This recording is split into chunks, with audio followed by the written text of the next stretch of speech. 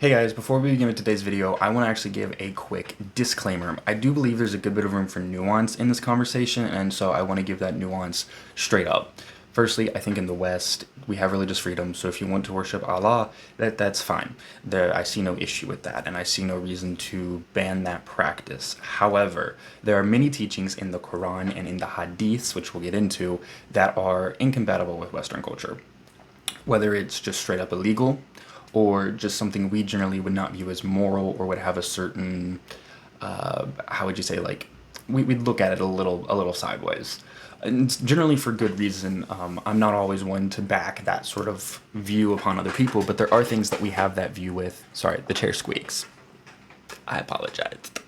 But there are things we have that view with for good reason, so I wanted to say that. Also, I'm focusing more on Islam, the idea, not necessarily Muslims themselves, although obviously if you practice Islam, that will be brought into any conversation about this.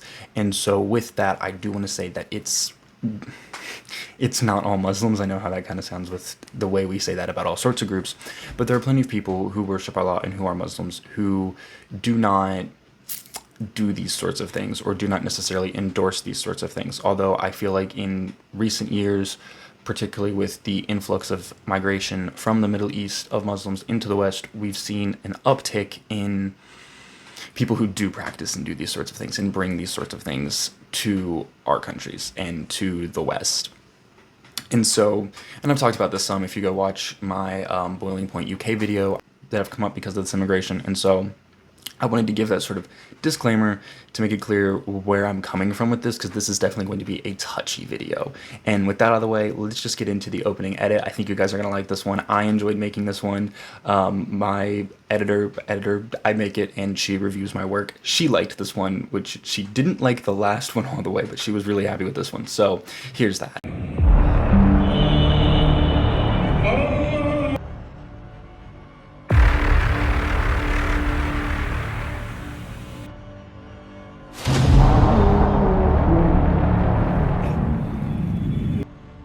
One of the harshest restrictions on women since seizing power.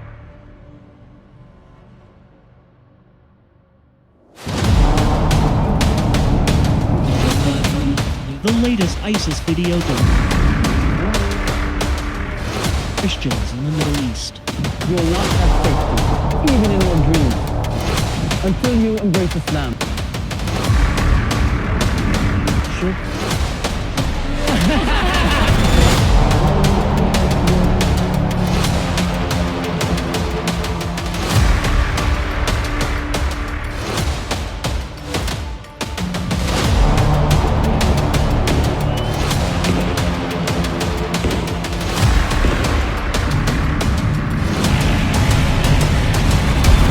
And militants carried out what appears to be a mass execution. Masked men lined up two groups of Ethiopian Christians, shooting some captives and beheading others.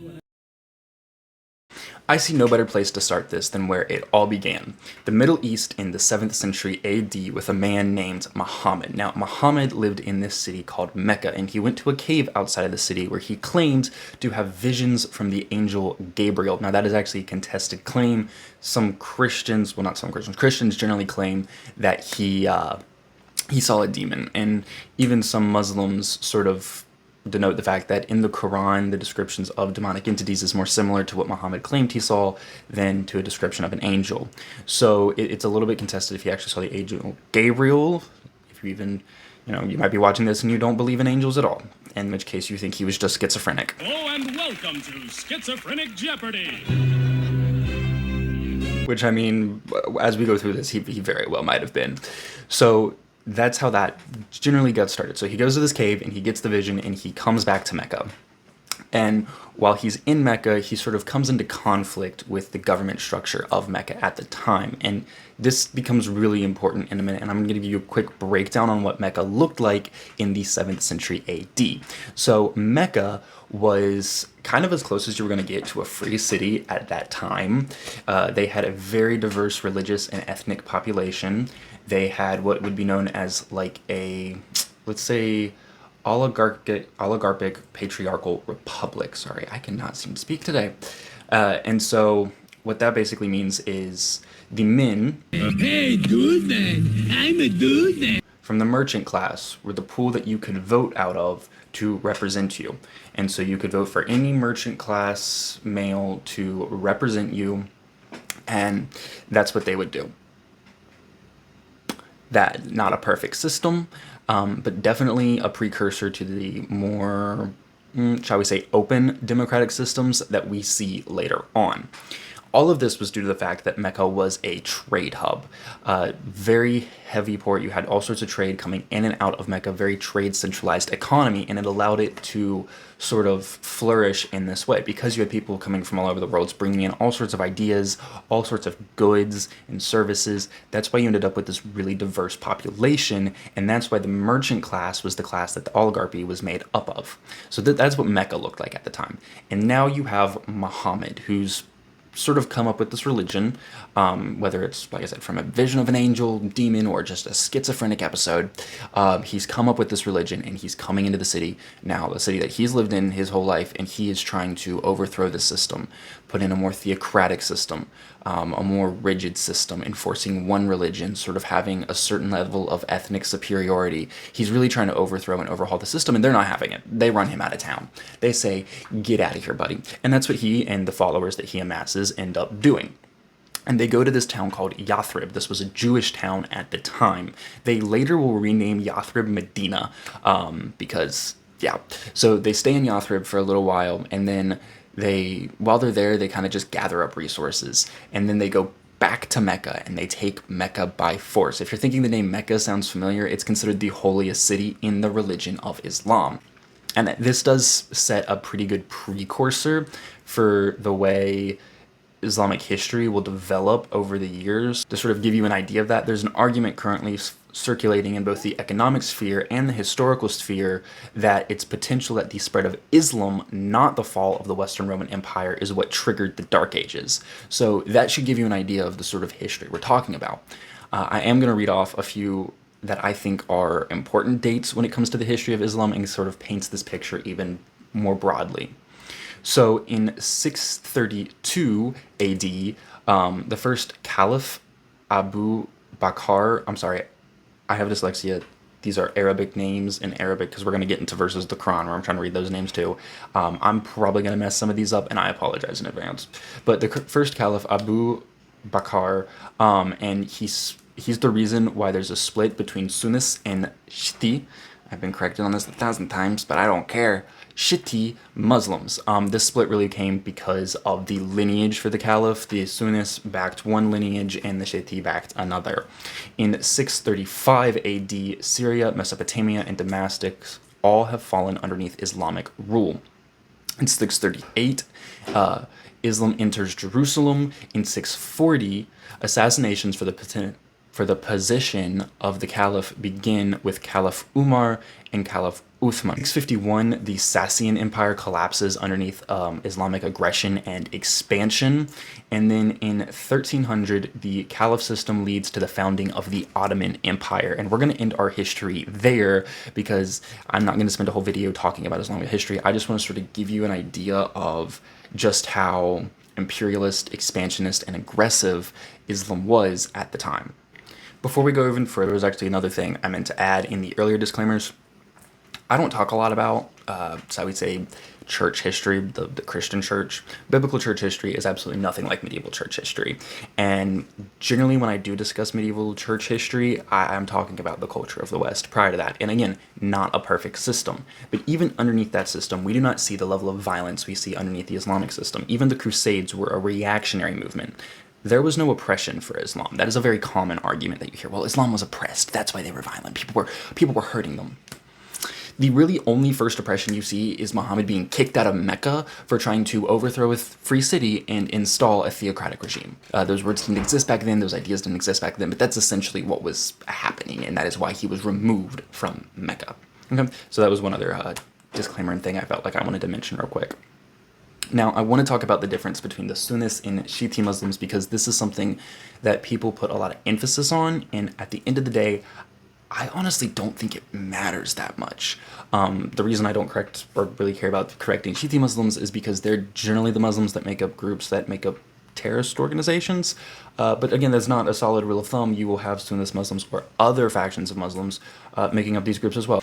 So Sunnist Muslims are the majority Muslim groups. They control most Islamic states that we see, and they're considered legitimate heirs to Muhammad by Sunni scholars. Yeah, I know, you're cyclical reference, but we're going to go with it. Sure. They recognize Sharia law, the Quran, and the Hadiths. This is important. They recognize the Quran and the Hadiths, and they respect Sharia law, which is based off of the Quran and the Hadiths, and we're going to get into why that's an issue in a minute. They also recognize the caliphs past Caliph Umar, and they followed the caliphs for the imperialist expansion of Islam throughout history. Okay, like, the claim that these are the more peaceful group of Muslims, I don't feel holds water at the end of the day. So, they're the major group running this imperialist history, doing all this. They also do not consider the imams to be divine, and if you don't know what an imam is, that's just a prayer leader for the Muslim faith. They don't really have preachers, they don't really have pastors, but they do have these imams who lead them in prayer and lead them in worship. Shiite Muslims, or Shia Muslims, differ in a few key areas, but it's not as, like, wide a difference, honestly, between even Protestants and Catholics. In my opinion, I feel like there's more difference there. I'll also say, just like the Protestants, Sunnis have a ton of, not really denominations, but branches that come off of this major Muslim belief. So Shiite or Shia Muslims do not recognize the caliphs past Umar. They think the caliph system ended at Umar. They also do view the imams as divine. Shia Muslims do not respect the ideas of election and democracy at all. What do you mean? Sunnist Muslims do sort of support this idea. Well, again, looking at history, how legitimate is that? I feel like that's kind of like a communist saying that they're pro-democracy, even though Marx clearly says that democracy is a means to an end. I feel like it's that sort of thing, again, because of what's in the Quran. And so I feel like Shiite or Shia Muslims are just more openly like, yeah, we don't. Whereas Sunnis are like, oh yeah, we totally do.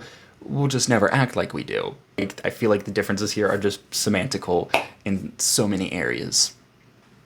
While the Sunnist Muslims make up the majority of the Muslim population, Shia Muslims make up the majority in countries like Iraq. Just won't leave that there.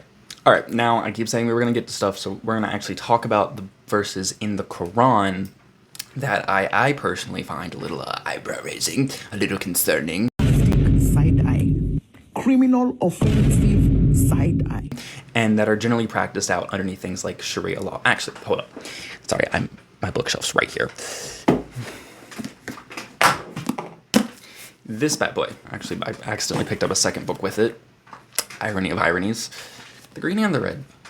So, again, I apologize. I have dyslexia. I'm trying to read a language that has been converted to English. I apologize. Al-Baqarah, so Quran 2, 191 through 193. This basically sort of sets the definition of the violence in Iran. And there's claims of persecution. And it kind of gives a definition also for persecution. And it's a force to abandon faith. It's very loose on what that actually looks like. It's honestly kind of implied that forced to abandon faith could be that you live in a society that doesn't follow your faith. Like, that is how this reads. It's very, we're forcing you to abandon your faith by practicing out our own that isn't yours, beside you. That's how that reads, and we're going to get into just exactly how that plays out in a second. In the historical context, this verse is just used to justify violence when faiths just interfered, or your faith was not presented. By that I mean Islam was not presented, or even questioned at times. This verse has been used when Allah is insulted, or Muhammad is insulted, or just Islam in general is questioned for its beliefs to justify killing. Then you have at Tawbah, again, pronunciation. I don't know. This is chapter 9, and we're going to be talking about verses 1 through 20. So this verse is essentially the verse that gives the command to kill the polytheists. And again, there's arguments of, well, there's a workaround. The workaround is that the polytheists can live if they pay a high tax, repent, and follow Allah. Okay. Oh, okay. Oh, you crazy. I am. Okay. Oh, I see what happened. It one crazy person here, and I picked her. Which at that point, not only are they not polytheists anymore because they're no longer worshiping multiple gods, they're worshiping just Allah, they have to pay a heavy tax for being a polytheist.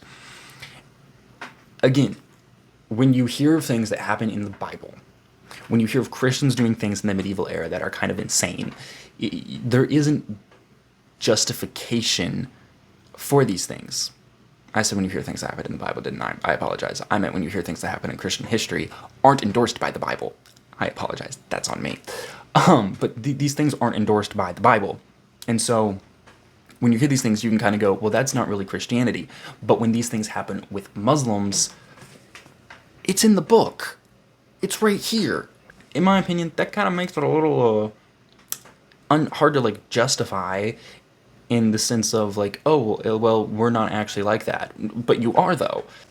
At Tawaba 9:28, again, there is no context for this verse. This verse just allows for open violence.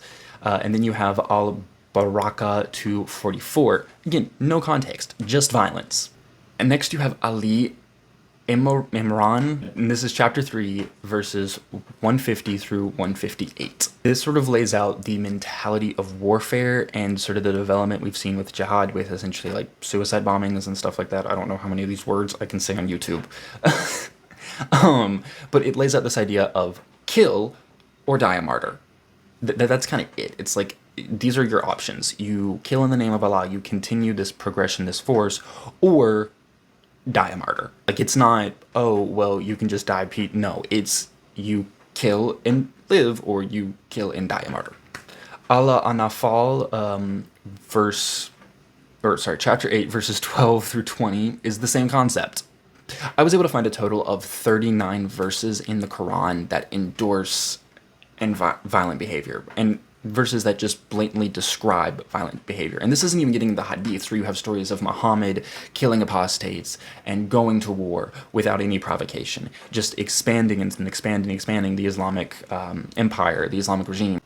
Let's get into the next sort of section of ideals here, and this is one that annoys me more than any other. Just, I'm pro-feminist for first, second wave. You can mess me with that third and fourth wave. And fifth. Ooh, no. But definitely pro-feminist. And so what we're about to talk about is something that always annoys me. The Bible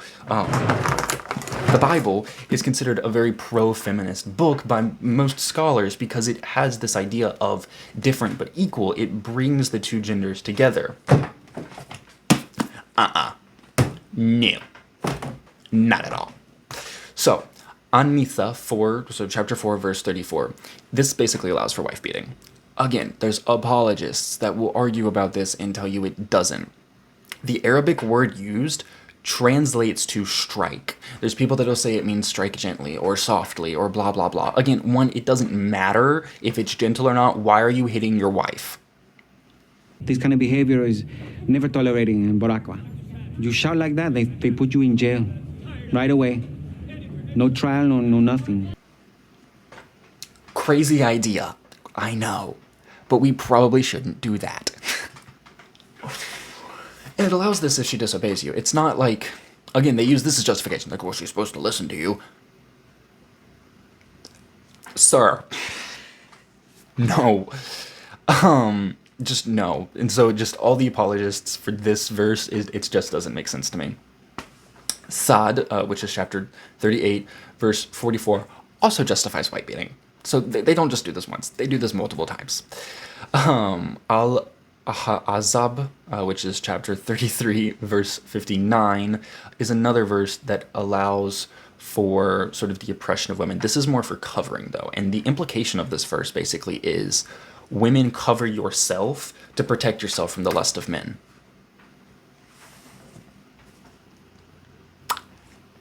Jesus told men to pluck their eyes out. I don't know what you want me to tell you. When it comes to women's rights, there's a clear choice here, and it's definitely this one, and it sure as shit ain't this one. Sorry. So, I actually have some news coverage, news stories to paint the picture, because there could be, you could say, if you were unawares, that this isn't happening in real life, so it's not that deep. On 12/06/2025, Iran arrested organizers of a marathon for not enforcing hijab laws at their event. Iran arrested organizers of a marathon for not forcing women to wear hijabs during the marathon. I don't know about you guys, but I run even when it's cold outside and I'm running and I have a hood up. That shit gets on my nerves. And that's not constrictive at all. Hijab is constrictive. In 2019, Saudi Arabia actually lifted their hijab and abaya laws. So, sometimes they do cool things, but they had those laws to begin with, and this only happened in 2019. In 2025, Afghanistan, underneath Taliban leadership, forced the wearing of hijabs and burqas. Now, there is a level of, they did some stuff to sort of roll this back a little bit, but that culture is still there, that belief system's still there, and you tried to do it. Not only did you try to do it, you successfully did it, and when you got international pushback, that's when you rolled it back. Okay. Barini, Brunei, I apologize. Dyslexia. Also has hijab requirements in hijab laws. So it's just, oh so nice. And if you remember the opening credit scene, yeah, did you notice the little girl wearing a burqa? That might not have clicked like what was going on at the time, because you might not be familiar with what that is. Burqa is a covering that in Islam women are forced to wear to prevent the sexual advances of men. Why is a child with a pacifier wearing that? When I showed my editor, she took her hand, covered her mouth, and went, that is a child. Like she watched it the first time, wasn't 100% sure what it meant, so she asked me, which is, she's more artistic, I'm more this stuff, and so that's how this works. And so she asked me, and I told her what it was and what it was for. Yeah. You ever want to, if somebody is open to thinking and changing their mind and you want to have a conversation with them about Islam and why you don't support it, particularly if they're pro-feminist, just talk about this section of the video. Just have them watch this section of the video. That was it. Because she was kind of like, when we first started working together, she was like, what's your issue with Islam? Like, why do you have a problem with Islam? Which is what this video is. And I explained this to her. I explained the other part as well, but I explained this to her, and this is what did it for her. She was like, the other stuff's kind of messed up, but she was thinking about the medieval Dark Ages, the Christians, what they did then, and I was like, well, the Bible doesn't support that stuff, but the Quran does. And she was like, yeah, but still, like, which I can kind of understand for some people. This did it. This was her line in the sand, and for good reason. So now let's talk about just general respect for women, because if you thought we were at the bottom of the barrel, it does in fact get worse. So in the Sunnah, which is the Hadiths, Sahih al-Bukhari, which is 7099, Muhammad mocks women, specifically mocking women leadership, saying that they are doomed to fail. Now, to get you, before you can get there, they're going to say that in this book, women aren't allowed to lead. You're kind of right. Women aren't allowed to lead the church. I once asked my mother about this, and she might get annoyed with me for telling this story. I don't know, she'll probably watch this video. So you can tell me then, Mom, if you're annoyed with me for telling this story. But I once asked my mom about this because I was curious, and I said, why are you okay with the idea that you're not allowed to be leadership in the church? She looked at me, because all the leaders in the church have wives. She looked at me and goes, look around this church, and tell me if you think not a single wife in this room gets a say in the decisions that their husbands make. Did she stutter? Did she lie? No. Like, that's it. That's it. In the Quran, that relationship doesn't exist. Men control their wives. In the Bible, men and women are partners. And so wives get input into their husbands' decisions. Husbands make the decisions. They guide them, but they're supposed to respect and help each other and, move each other up.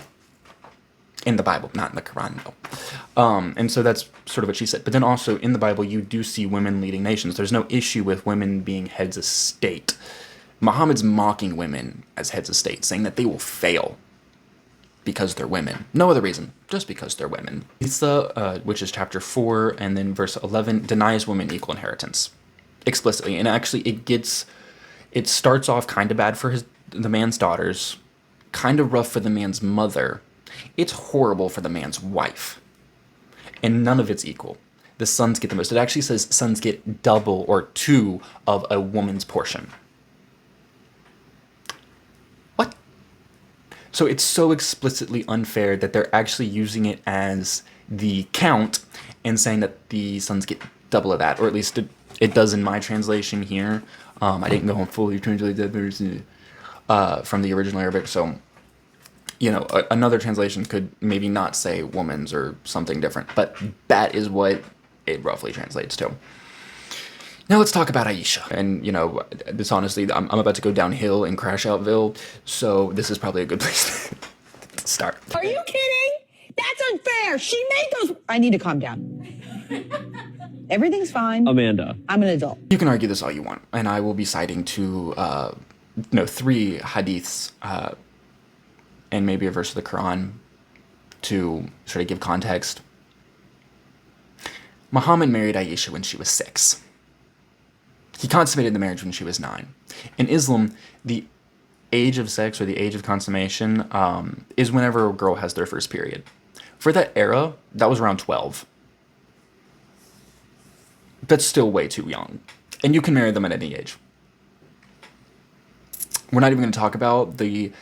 actually here in Iran currently, if I remember correctly, it's somewhere between 9 and 12 that girls can get married. I think it might be 12 and boys are 15.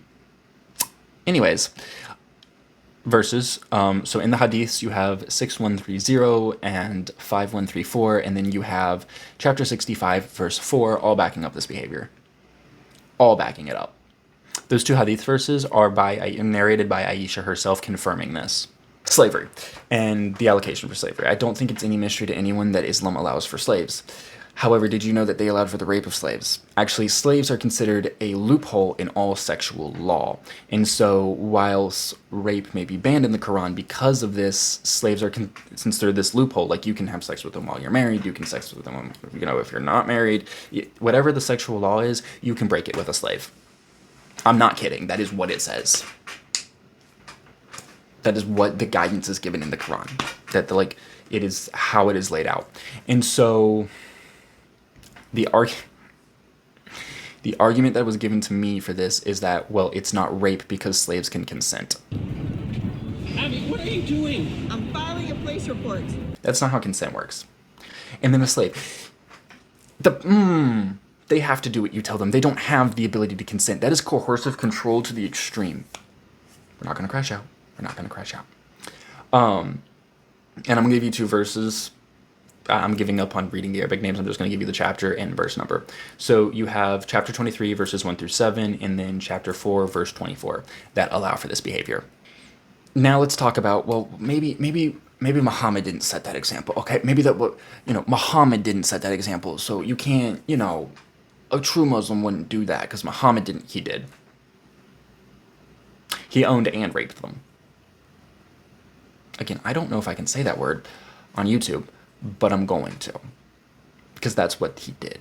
That's what it allows for. And this is chapter 33, verse 52, chapter 47, verse 4, chapter 8, verse 67, not to mention several hadiths.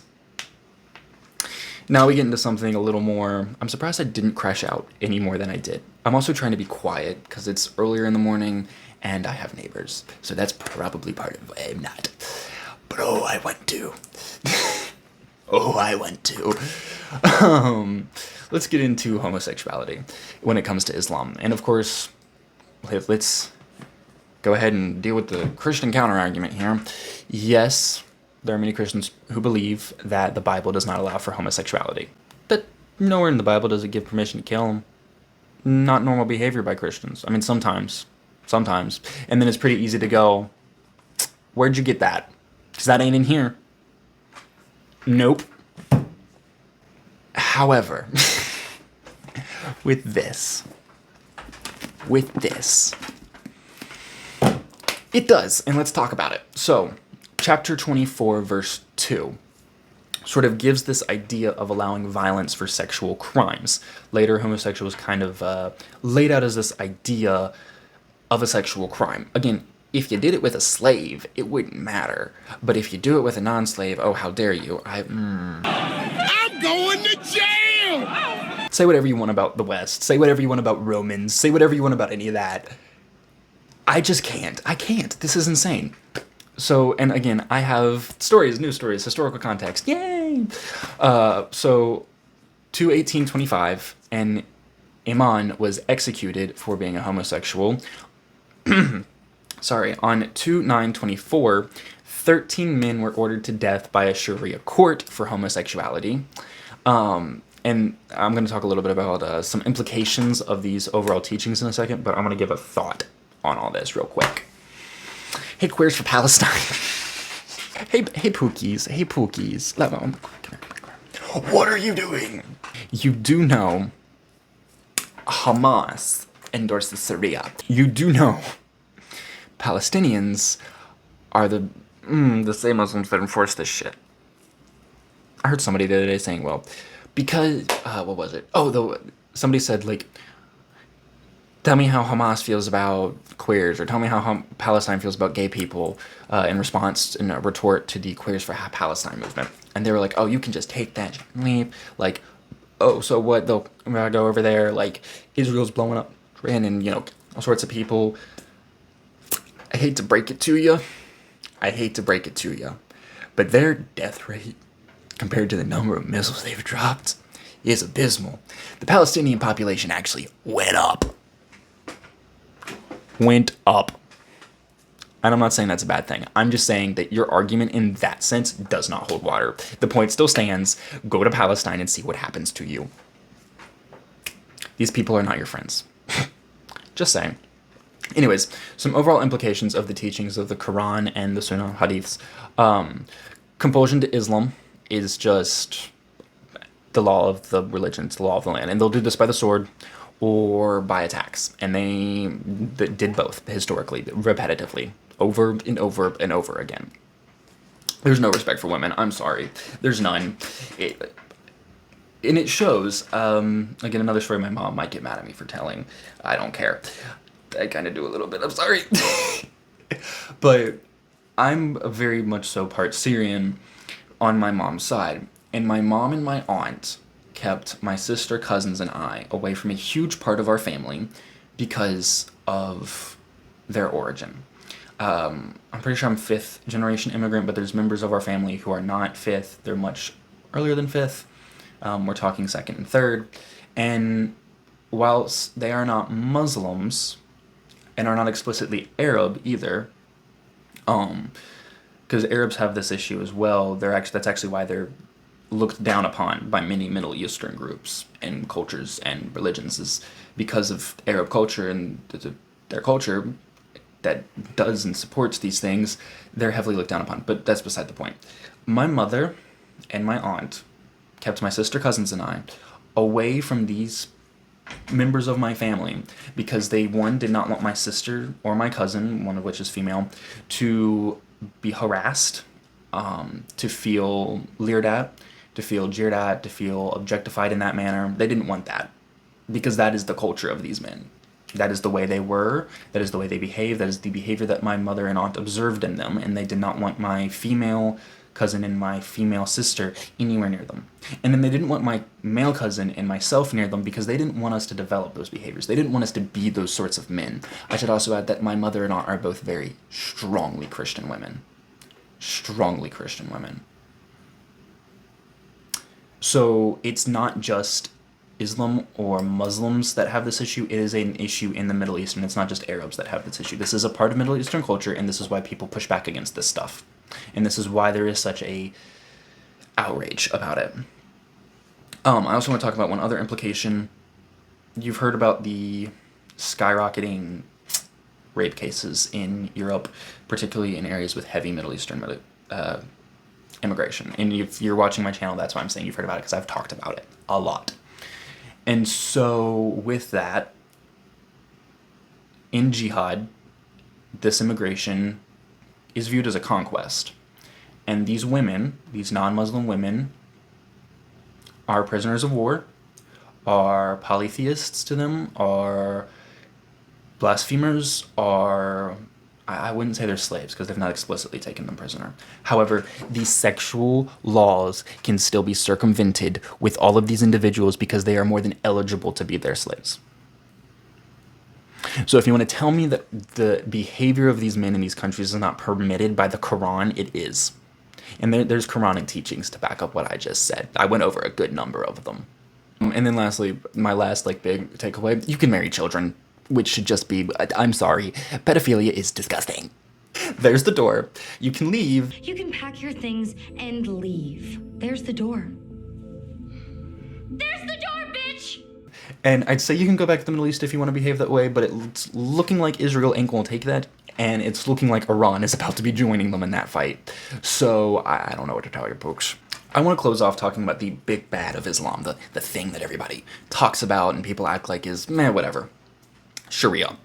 Sharia law is based off the teachings of the Quran and Hadiths, and it's very, shall we say, liberal with how far it expands them. It's an Islamic religious law, so it's theocratic, and it's based on the words and actions of Muhammad. So the Hadiths and the Sunnah, it's based on the words of actions of Muhammad, and the word of Allah, so the Quran. So technically the law cannot be altered. However, the fiqh, F-I-Q-H, which is just a fancy way of saying interpretation, can change. I think that's basically meaning the text can't be changed, but the way the scholars understand the text can be changed. And this is why I say it gets very liberal. And we're going to talk about a few other examples, a few different things that happen underneath Sharia real quick. So theft is punishable by amputation. Yay, cool. Leaving, questioning, criticizing, and non-believing in Allah or Islam can be punishable by death and is in some countries. Religious compulsion, so mandated prayer and ceremony. Daya. I talked about Daya in my Christian persecution series. Daya basically means, let's say I was a Muslim man. And actually, let's not. Let's say a Muslim dude goes out and kills a non-Muslim in a Muslim country. Daya is this concept that instead of going to jail, instead of facing trial, instead of being punished for taking another person's life, he can pay the family of the other person that he just killed, and all is forgiven.